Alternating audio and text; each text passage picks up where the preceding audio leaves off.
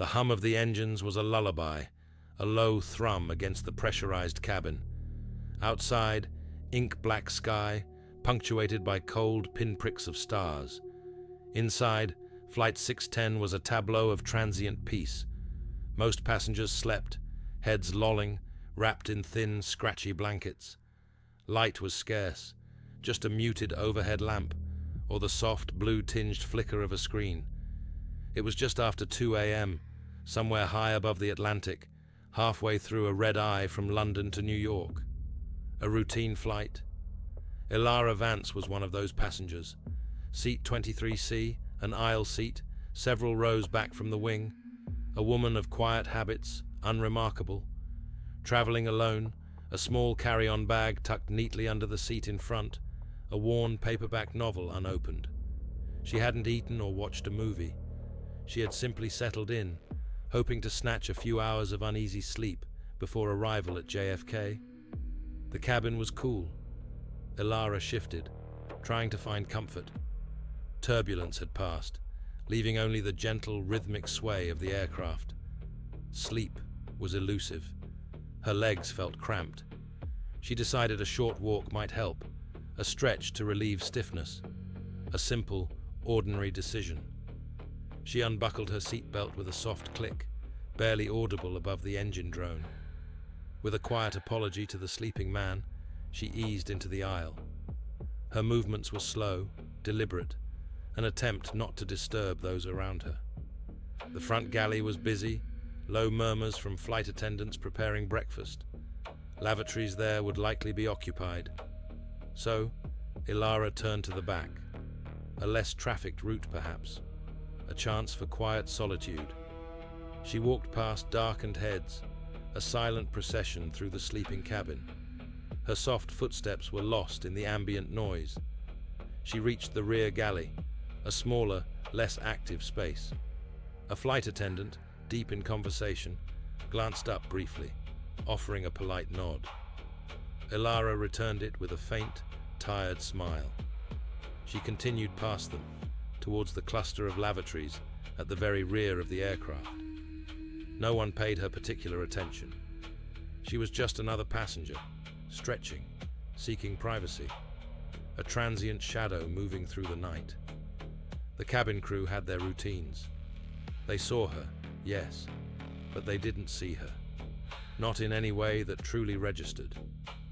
She opened one of the lavatory doors, stepped inside, and the latch clicked softly behind her.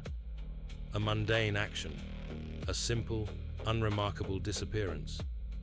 Hours later, as the first pale slivers of dawn painted the eastern horizon, the cabin began to stir. Breakfast service was underway, the clatter of trays and smell of coffee replacing the previous quiet. Flight attendants moved through the aisles, preparing for descent. It was during this final sweep that the first subtle anomaly registered. Seat 23C, empty. Initially, it was nothing more than a passing observation. Perhaps the passenger was in the lavatory or had moved. But as minutes ticked by and final approach procedures began, the empty seat remained. Sarah, a seasoned flight attendant, checked the lavatories again, all unoccupied. A quick scan of the cabin yielded no sign of Ilara Vance. Her paperback novel was still on the seat. Her carry-on bag was still under it, but Ilara Vance was gone. A hushed conversation began amongst the crew. Discreet checks were made. Did anyone see where the passenger from 23C went? She went to the back a while ago, to the lavatories, I think, one attendant offered. But no one had seen her return. No one had seen her come out. Sarah's concern deepened. This was unusual. They were a sealed vessel, thousands of feet in the air. Where could she possibly be? The captain was informed, his voice calm but tense. A protocol initiated. A passenger was missing, mid-flight. The search began quietly, systematically. Crew members were assigned sections, instructed to conduct a thorough, inconspicuous sweep. They checked every lavatory, peering into compartments, overhead bins, even small spaces behind service panels. No Ilara Vance. They moved into the galleys, lifting floor panels, checking crew rest areas. Nothing. The impossibility of it settled in like cold dread. They were on a Boeing 787 Dreamliner, a sealed environment. Nowhere to go, no way out. The cargo hold, accessed only from the exterior or through secured panels, was out of the question. The plane was pressurized. Opening an external door mid-flight would have caused catastrophic decompression and been immediately obvious. Even if possible, no record, alarm, or breach indication. The flight's internal security cameras, strategically placed, were reviewed. Footage was grainy, low light, but clear. It showed Ilara Vance walking calmly towards the rear galley.